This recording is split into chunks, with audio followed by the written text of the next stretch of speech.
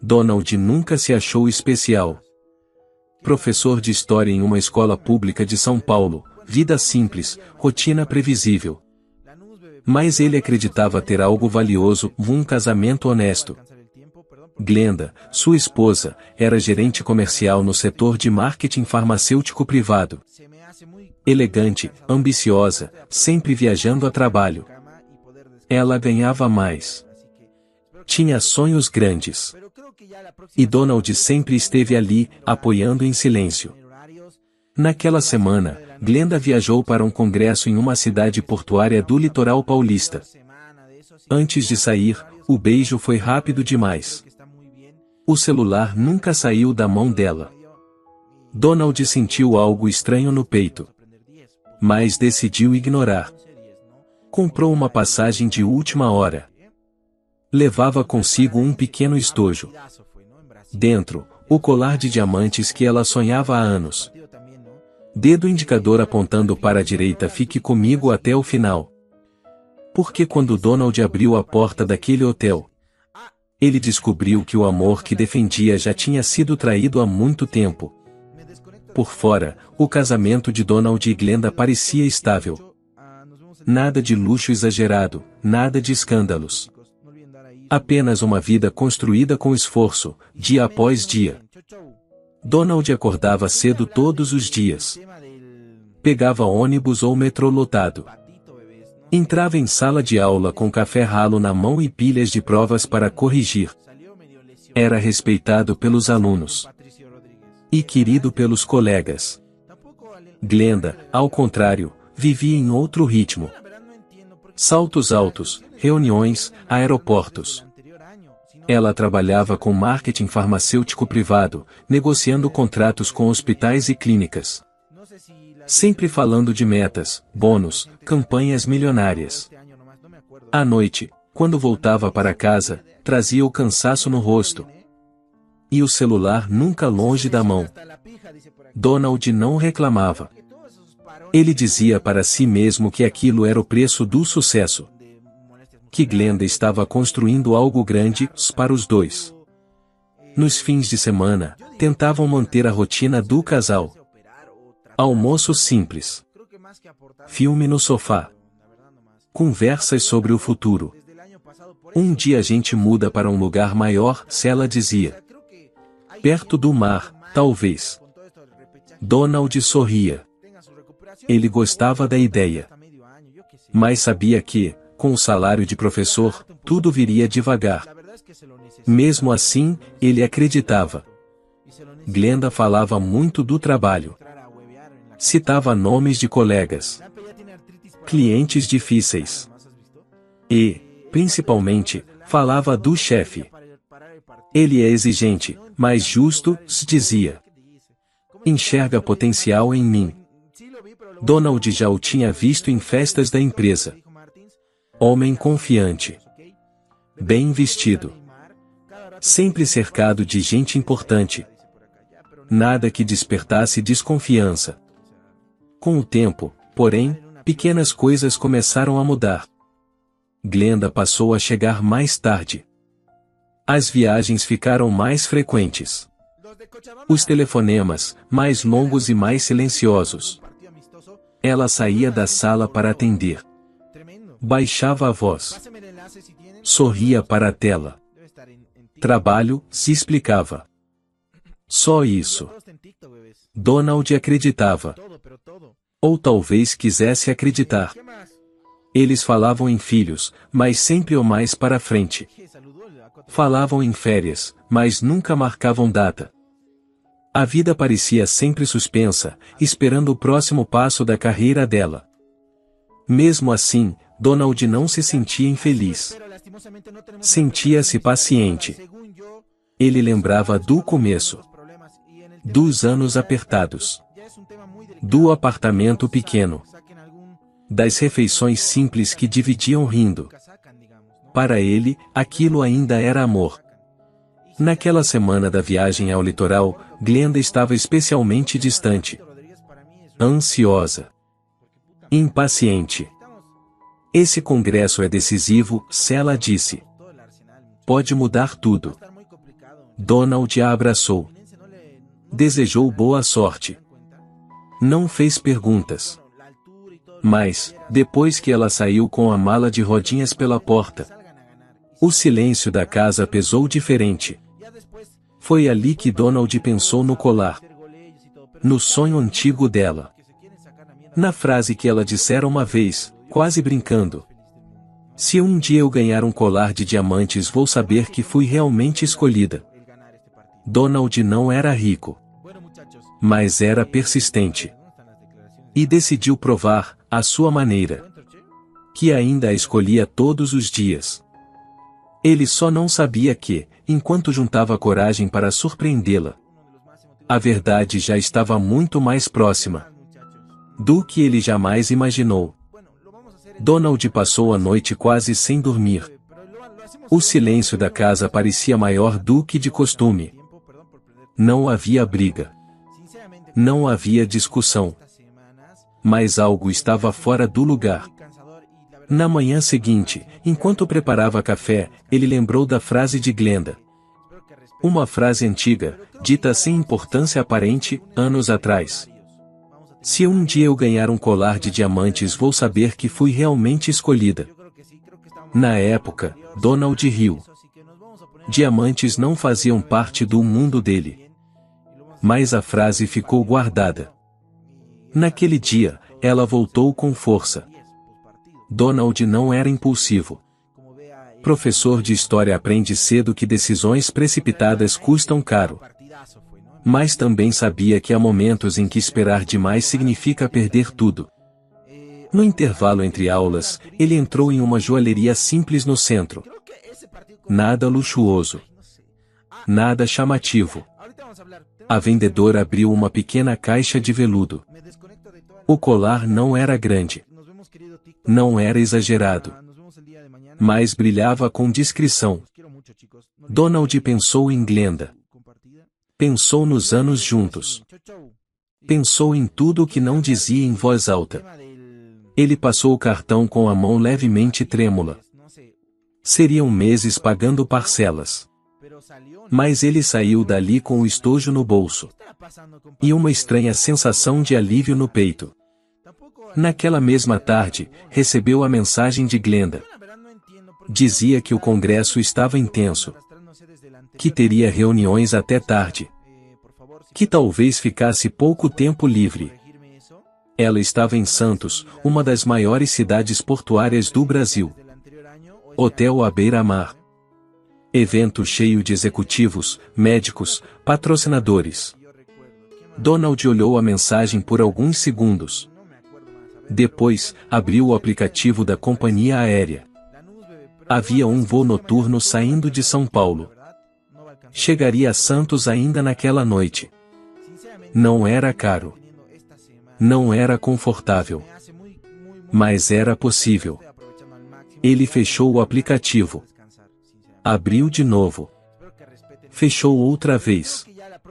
É só uma surpresa, disse para si mesmo. Um jantar. Um presente. Nada mais. Donald pediu dispensa no dia seguinte, alegando compromisso familiar. Arrumou uma mochila pequena. Uma camisa melhor.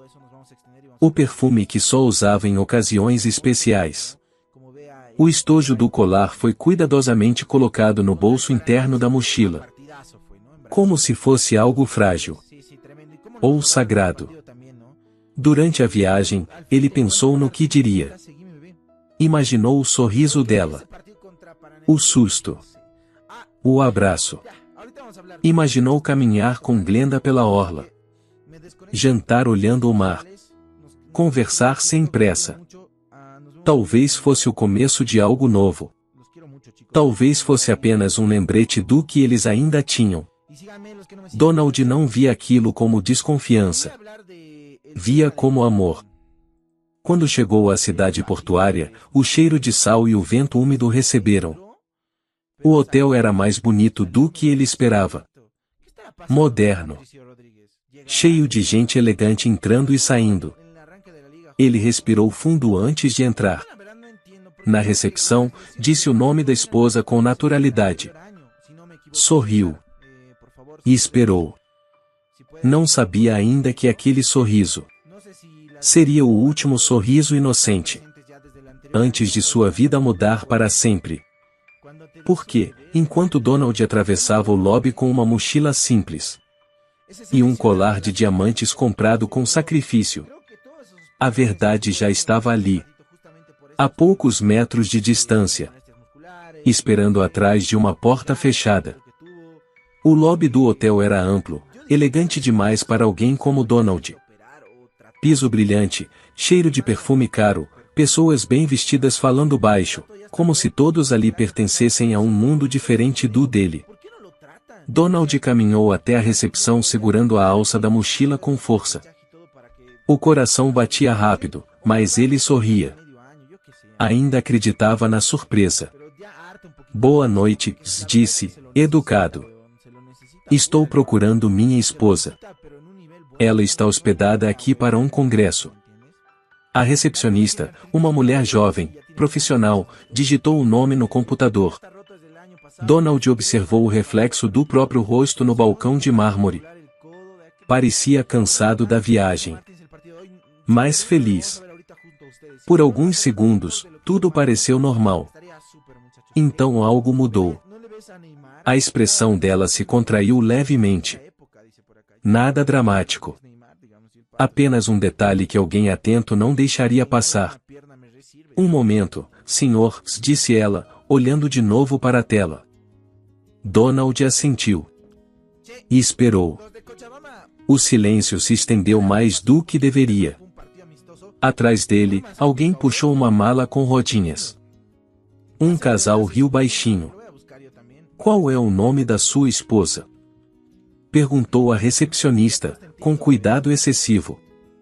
Glenda, respondeu. Glenda Van. Ela confirmou com a cabeça. Digitou outra vez. Respirou fundo. Senhor, começou, baixando um pouco a voz. A senhora Glenda está, sim, hospedada conosco. Donald sorriu, aliviado. Ótimo. Eu queria subir até o quarto dela. É uma surpresa. A recepcionista hesitou. Olhou em volta. Depois voltou os olhos para a tela. O quarto está registrado com mais de um hóspede. Donald piscou. Como assim? Ela mordeu o lábio inferior, visivelmente desconfortável. Além da senhora Glenda há outro nome vinculado à reserva. Donald sentiu o estômago contrair. Ainda assim, manteve o tom calmo. Deve ser algum erro. Ela veio sozinha. A trabalho. A recepcionista girou o monitor levemente, sem permitir que ele visse tudo, mas o suficiente para apontar uma linha. O segundo hóspede deu entrada ontem à noite, se explicou. E permanece ativo na reserva. Donald engoliu em seco. Qual é o nome? Perguntou, quase em sussurro. Ela demorou um segundo a mais do que o necessário antes de responder. Diretor comercial da empresa onde sua esposa trabalha. O título bateu mais forte do que o nome. Donald sentiu um zumbido nos ouvidos. O nome, se insistiu. Senhor, se ela baixou ainda mais a voz. David. Não precisou do sobrenome. Donald conhecia aquele nome. Já o tinha ouvido dezenas de vezes em casa. Já o tinha visto em fotos de eventos corporativos. Sempre elogiado. Sempre respeitado. Entendo, disse Donald, surpreendendo até a si mesmo com a própria calma. A recepcionista o observou com um olhar que misturava pena e cautela. Não posso fornecer a chave, completou. Política do hotel. Donald assentiu. Agradeceu. Pegou o cartão de visita do hotel que ela ofereceu sem saber por quê. Virou-se devagar.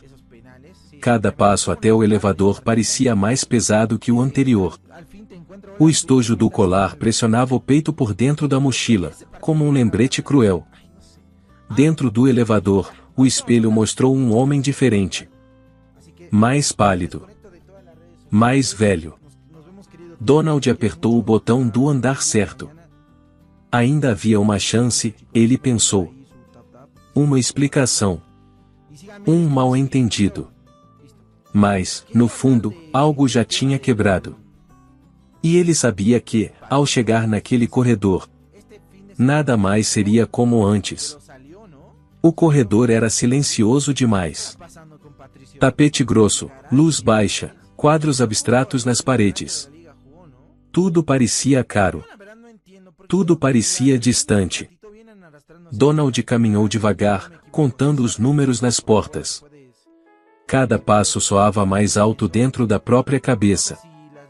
A mochila pesava no ombro. Não pelo peso real, mas pelo que carregava. Ele parou diante da porta. O número confirmava o que a recepcionista dissera. Era ali. Por um segundo, Donald pensou em bater. Imaginou o rosto de Glenda ao abrir. O susto. O sorriso forçado. Talvez uma explicação apressada. Ele levou a mão à mochila. Tocou o pequeno estojo de veludo. O colar de diamantes estava ali. Comprado com sacrifício. Com meses de parcelas. Com a esperança de ainda ser escolhido. Donald ergueu a mão para bater. E então ouviu. Primeiro, uma risada baixa. Feminina. Conhecida demais.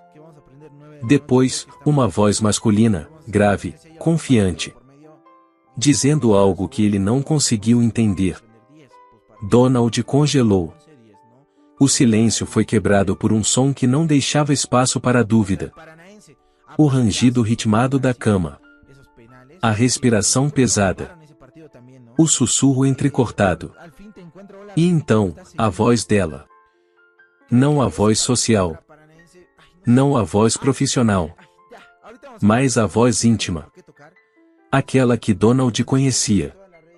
Aquela que ele achava que só existia entre os dois. Assim, se ela disse, ofegante. Isso. O nome veio logo depois. Não o dele. Donald sentiu as pernas fraquejarem. A mão escorregou da maçaneta. O estojo caiu no chão, sem fazer barulho algum sobre o tapete. O mundo pareceu inclinar. Ele não chorou. Não gritou. Não se moveu. Ficou parado, como se o corpo tivesse sido desligado do resto. Do outro lado da porta, os sons continuavam. Naturais. Íntimos. Cruéis. Donald percebeu detalhes que jamais esqueceria. O ar-condicionado fazendo um zumbido constante. O cheiro de produto de limpeza no corredor. O som distante de um elevador abrindo e fechando. Tudo seguia normal. Exceto a vida dele. Aquele casamento. Não tinha acabado naquele momento. Tinha acabado muito antes. Ali, Donald apenas ouviu o fim. Cada respiração de Glenda era uma confirmação. Cada som da cama era uma resposta. Ele pensou em empurrar a porta. Em entrar. Em gritar. Mas algo mais forte o segurou. Não era medo. Era lucidez. Entrar ali não traria respostas. Só desculpas. Lágrimas calculadas. Mentiras ditas com voz trêmula. Donald se abaixou lentamente.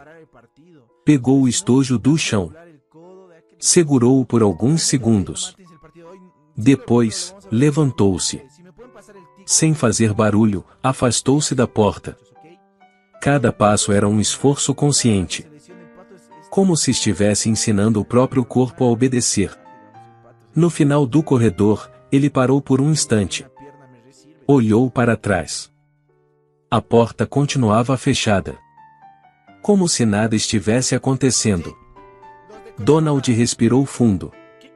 Guardou o estojo no bolso interno da mochila. E tomou uma decisão silenciosa. Ele não ia reagir como um homem traído. Ia agir como alguém que entendeu a verdade. E a verdade era simples. Aquele amor tinha morrido ali, atrás de uma porta fechada, em uma cidade portuária, na noite em que um colar de diamantes nunca foi entregue. Donald não voltou para casa naquela noite. Desceu pelo elevador como alguém que sai de um velório, sem lágrimas, sem pressa. No balcão da recepção, pediu um quarto simples. A recepcionista não fez perguntas. Talvez já tivesse visto aquele olhar antes. O quarto ficava em outro andar, distante o suficiente para não ouvir nada, perto o suficiente para lembrar. Donald sentou-se na beira da cama. O estojo do colar estava sobre a mesa, fechado, intacto. Ele ficou olhando para aquilo por um longo tempo. Depois guardou o colar na mochila. Não era mais um presente. Era uma prova silenciosa de tudo o que tinha sido desperdiçado. O primeiro impulso foi ligar para Glenda. Exigir explicações. Ouvir desculpas. Ele não fez isso. Donald sabia, por instinto, que aquele não era o momento de falar. Era o momento de observar. Pegou o celular e começou a anotar tudo. Horários. Datas. O nome do hotel. O nome do homem. Não para se vingar, mas para não esquecer. Antes de dormir, enviou uma mensagem curta para Glenda. Espero que o congresso esteja indo bem. Cuide-se. A resposta veio rápido demais. Está intenso, mas produtivo. Reuniões até tarde. Te amo. Donald leu sem reagir. A mentira agora tinha som, rosto e cheiro. Na manhã seguinte, voltou para São Paulo. No avião, não pensou em reconciliação. Pensou em padrões. Lembrou das viagens repetidas.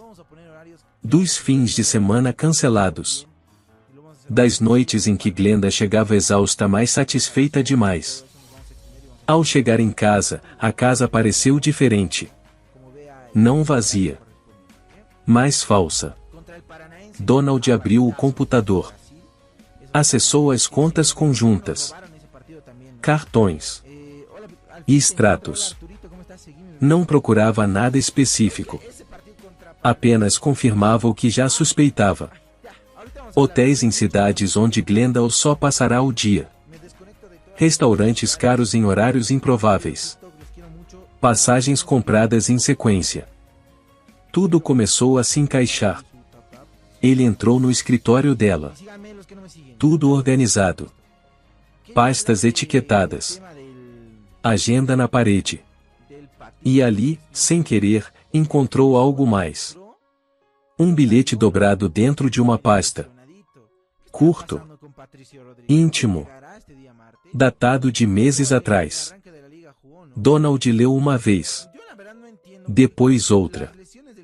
Não era paixão recente. Era continuidade. Ele fotografou o bilhete. Guardou exatamente onde estava. Naquele momento, algo mudou dentro dele. Não havia mais choque. Havia clareza. Isso não era apenas traição. Era um plano. Glenda não estava apenas se envolvendo com o chefe. Ela estava sendo promovida. Avançando rápido demais. Donald começou a pesquisar. O nome do homem. A empresa. O histórico. Descobriu outras mulheres que haviam saído discretamente. Transferências silenciosas. Acordos confidenciais. Um padrão. Naquela noite, Donald tomou sua decisão mais importante. Ele não ia confrontar. Não ainda. Ia entender tudo primeiro. cada detalhe, cada movimento. Por que entrar em guerra sem informação? É perder antes de começar. Donald não queria escândalo. Queria verdade. E, se fosse necessário, consequências. Ele fechou o computador, apagou o histórico e sentou-se no escuro da sala. A casa estava em silêncio. Mas dentro dele, algo estava muito desperto. E aquele silêncio não era fraqueza. Era preparação. Donald não agiu sozinho. Ele sabia que não poderia. Na segunda-feira seguinte, ainda antes do amanhecer, ele ligou para um velho amigo da faculdade. Hoje, investigador particular. Homem discreto. Acostumado a histórias que nunca aparecem nos jornais. Donald contou apenas o essencial. A viagem. O hotel. O nome do chefe. As suspeitas. Do outro lado da linha, houve silêncio. Se isso for verdade, disse o amigo, não é um caso isolado. Foi a primeira confirmação que Donald precisava. Nos dias seguintes, as peças começaram a se mover. Mensagens antigas. Registros de viagens corporativas. Reservas de hotéis pagas pela empresa. Nada explícito. Mas íntimo demais para ser profissional. Donald continuava a agir como sempre. Dava aulas. Corrigia provas. Respondia às mensagens de Glenda com frases curtas. Ela parecia tranquila. Falava do Congresso. Dos projetos. Do apoio ou do chefe. Ele acredita muito em mim, dizia. Disse que minha promoção está quase certa. Donald ouvia em silêncio. Enquanto isso, fora de casa, a verdade avançava. O investigador confirmou. Outras mulheres haviam passado pela mesma situação. Sempre subordinadas. Sempre promovidas rápido demais. Sempre afastadas depois. Transferências discretas. Acordos confidenciais. Silêncio comprado. Donald sentiu algo novo. Não era mais só dor. Era indignação. Na sexta-feira, ele se reuniu com uma advogada especializada em direito de família. Mostrou os registros. As fotos. Os extratos. Ela foi direta. Você tem base suficiente para um divórcio favorável. E mais do que isso, há indícios sérios de abuso de poder no ambiente de trabalho. Donald não sorriu. Não comemorou. Ele só perguntou. Se isso vier à tona, quem mais vai cair? A advogada foi honesta. Todos que fingiram não ver. Naquela noite, Donald tomou a decisão que vinha evitando. Não seria apenas sobre ele. Ele autorizou o investigador a entrar em contato com uma das ex-funcionárias. Uma mulher que havia pedido transferência meses antes. Nunca explicou o motivo. Ela respondeu. Primeiro com medo. Depois com raiva. Achei que eu fosse a única, disse. Achei que a culpa era minha. Donald desligou o telefone com as mãos tremendo. Não era mais uma traição. Era um sistema. Na segunda-feira seguinte, tudo começou a ruir. O nome do chefe apareceu em uma denúncia formal. Protocolada. Documentada. A empresa reagiu rápido. Reuniões fechadas. E-mails urgentes. O tom mudou. Glenda percebeu. Estão estranhos hoje, comentou ao jantar. O clima está pesado. Donald assentiu. Como se não soubesse por quê. Na terça-feira, a primeira ligação veio. Do trabalho dela. Na quarta, outra. Mais longa. Na quinta-feira de manhã, o golpe final. Glenda recebeu os papéis do divórcio no escritório, diante de colegas. Horas depois, o chefe foi afastado temporariamente. Ela ligou para Donald desesperada. O que está acontecendo? Você fez isso? Donald respondeu com calma. A verdade está acontecendo. Do outro lado da linha, houve choro, raiva, negação. Mas já era tarde. O silêncio tinha falado. E agora, ninguém conseguia mais calá-lo. Depois que tudo veio à tona, a vida de Donald nunca mais foi a mesma. Mas, curiosamente, ele não se sentia derrotado. O casamento acabou. O amor em que ele acreditava morreu atrás daquela porta de hotel. Mas algo permaneceu intacto, e a dignidade. Donald não gritou. Não humilhou em público por impulso. Não reagiu como um homem ferido, mas como um homem lúcido. Ele deixou que a verdade falasse sozinha. E quando falou, ninguém conseguiu ignorar. Glenda perdeu o que achava que estava conquistando. O chefe perdeu o poder que usava para manipular. A empresa foi obrigada a encarar o que escondia. E Donald? Donald perdeu uma esposa. Mas recuperou a si mesmo. Meses depois, sentado em casa, em silêncio, ele entendeu algo simples e profundo. Algumas dores não vêm para nos destruir. Vêm para nos revelar. Ele não venceu porque os outros caíram. Venceu porque não se tornou igual a eles. Lição de vida, para quem está ouvindo. Nem toda traição deve ser enfrentada com gritos. Às vezes, a resposta mais poderosa é o silêncio inteligente. Quem trai faz escolhas. E escolhas sempre cobram um preço, cedo ou tarde. Amor sem respeito não é amor. E sucesso construído sobre mentiras não se sustenta. A verdadeira vitória não é fazer o outro sofrer. É sair da história com a consciência limpa, a cabeça erguida e o coração livre do ódio. Se você já foi enganado, humilhado ou subestimado, lembre-se. A sua dignidade vale mais do que qualquer relacionamento quebrado. Porque no fim, quem age com verdade pode perder pessoas, mas nunca perde a si mesmo.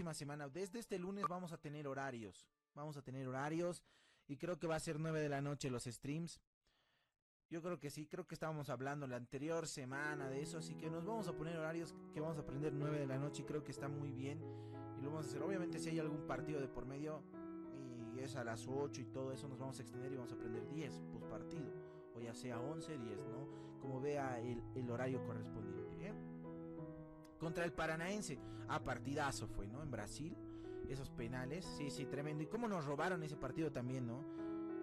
Hola, al fin te encuentro. Hola Arturito, ¿cómo estás? Seguime, bebé. Creo que ese partido contra Paranaense, no sé. Ya, ahorita vamos a hablar. Tenemos muchos temas que por qué tocar. Así que me desconecto de todas las redes sociales. Nos vemos, querido TikTok, los quiero mucho. Nos vemos el día de mañana. Los quiero mucho, chicos. No olviden dar ahí su tap y su compartida. Y síganme los que no me siguen. Chau. Listo. Quería hablar de el tema del patito, bebés. No sé. Este fin de... Bueno, entró, pero salió, ¿no? Salió medio lesionadito. ¿Qué estará pasando con Patricio Rodríguez? ¿Llegará este día martes? Tampoco en el arranque de la liga jugó, ¿no? Yo la verdad no entiendo, porque creo que las lesiones del patito vienen arrastrándose desde el anterior año, si no me equivoco. César, por favor, si puedes por favor corregirme eso. No sé si las lesiones del patito están presentes ya desde el anterior año o este año nomás, no me acuerdo, Cuando te di su bebé, ¿qué dice? No me acuerdo bien, Ese se lesiona hasta la pija, dice por aquí, no sé, pero... Creo que todos esos parones que tuvo el año pasado el patito justamente por estos temas de molestias musculares o no sé qué, desgarros también creo que tuvo. yo digo, ya deberían hacerse, o sea, debería hacerse operar o tratarse, ¿me entiendes? Creo que más que aportarnos perjudica, weón, la verdad nomás.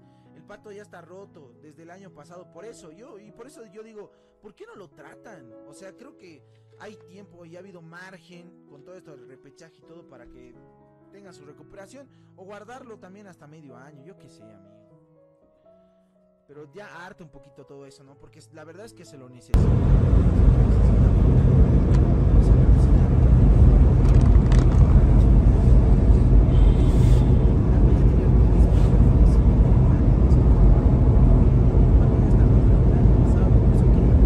Сейчас зайдем, посмотрим, как у них трансляция началась.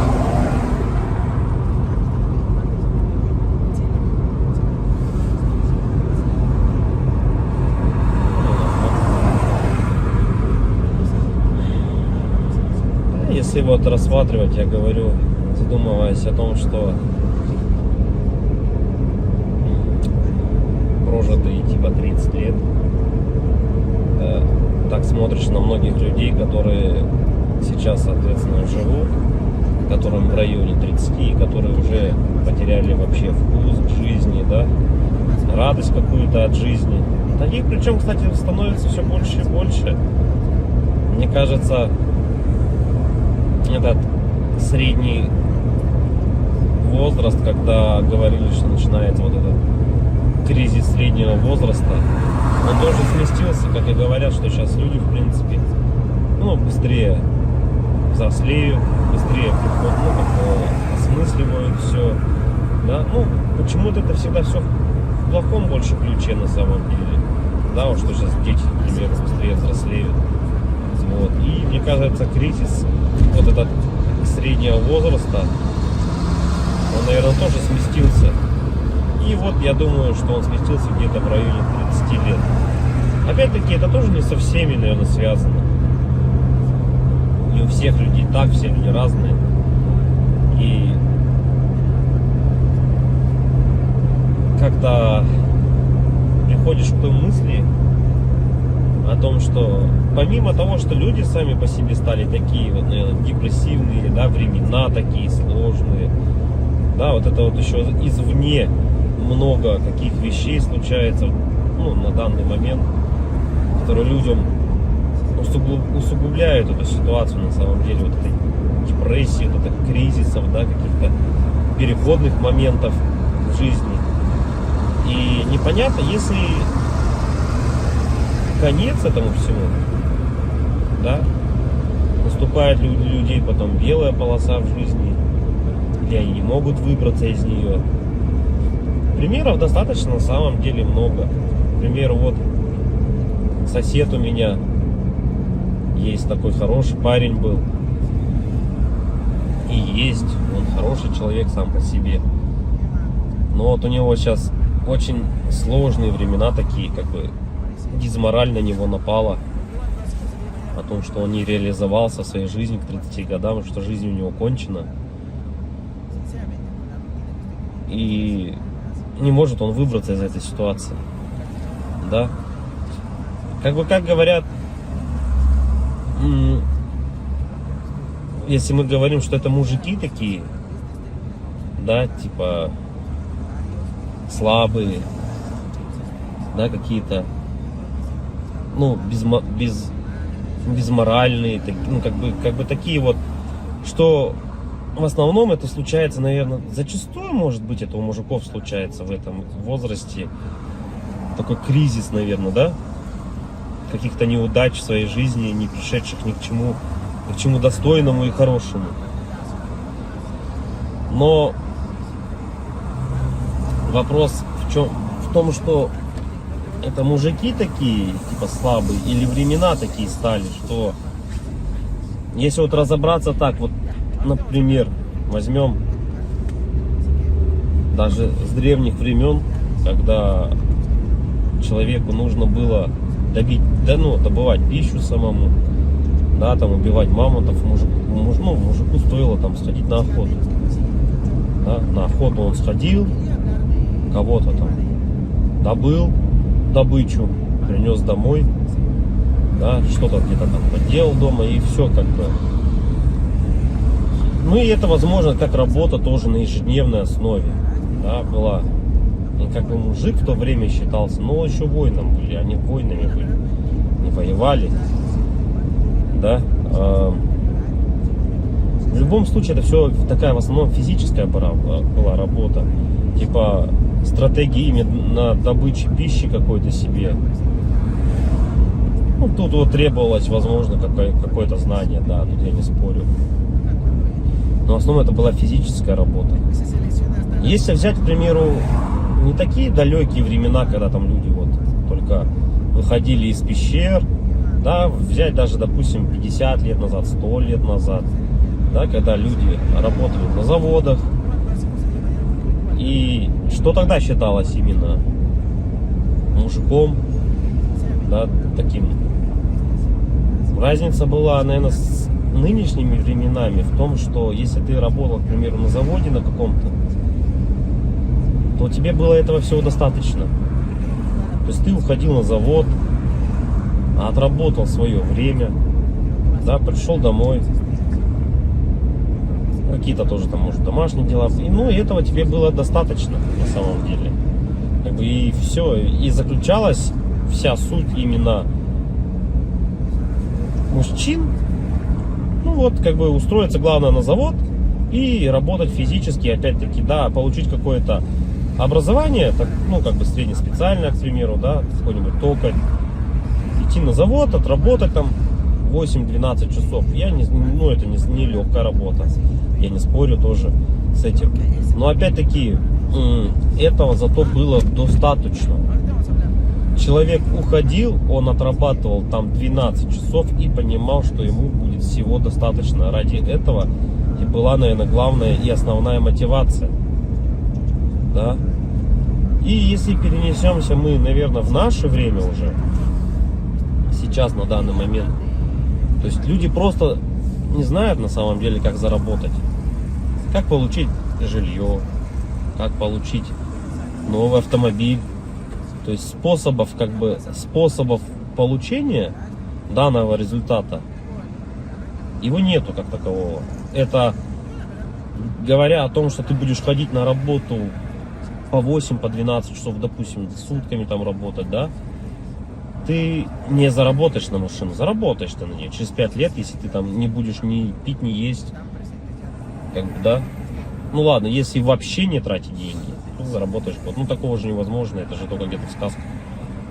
С учетом нынешних трат, то есть даже при зарплате какой-то средней, там 100 тысяч рублей, ну где-то 60, где-то 70, где-то 80, возьмем от 60, наверное, до 120, то есть, к примеру, достижение результата такой, как, к примеру, квартира, недвижка какая-то своя, это кредиты, ипотеки, то есть вот здесь и сейчас ты берешь. И залазя все глубже и глубже, то есть, как сказать, взял ты, к примеру, себе недвижимость, да, в ипотеку, пусть она будет так. Помимо тех трат, к примеру, помимо этой ипотеки, там, ремонт и так далее, тебе за эти 20 лет нужно и телефоны менять, и одежду менять, и так далее, там, кушать надо. Машины также в этот же момент менять тебе надо. И то есть это кабала на самом деле такая, она дизморальная. И к чему это все? Что же значит мужик в наше время, который ходит на завод, работает 12 часов, а денег у него все равно нету. Как бы добычу он принести уже не может, да? Ну типа он может сходить в лес, но от этого толку особо не будет.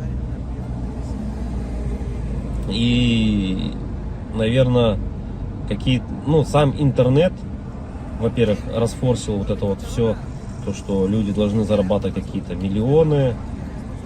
Они должны зарабатывать. Это было бы шикарно, если бы каждый зарабатывал. Но каждый по своей сути не может столько зарабатывать, да, потому что не хватит денег, чтобы каждый. А может их и хватит, но никто никому не даст так зарабатывать. И вот возвращаясь, к примеру, к тому, что какая зарплата? 1300, наверное, должна быть в наше время, чтобы как бы себя, наверное, обеспечивать, да, хорошо, одному. И кто же тогда мужик в наше время? Типа, что он должен делать? Что он должен выполнять? Как бы, если он ходит на работу, но смысла от этого нету. Ну, как бы он есть, да, у тебя какой-то идет доход, но если его недостаточно. Смотришь другие профессии, другую работу, да,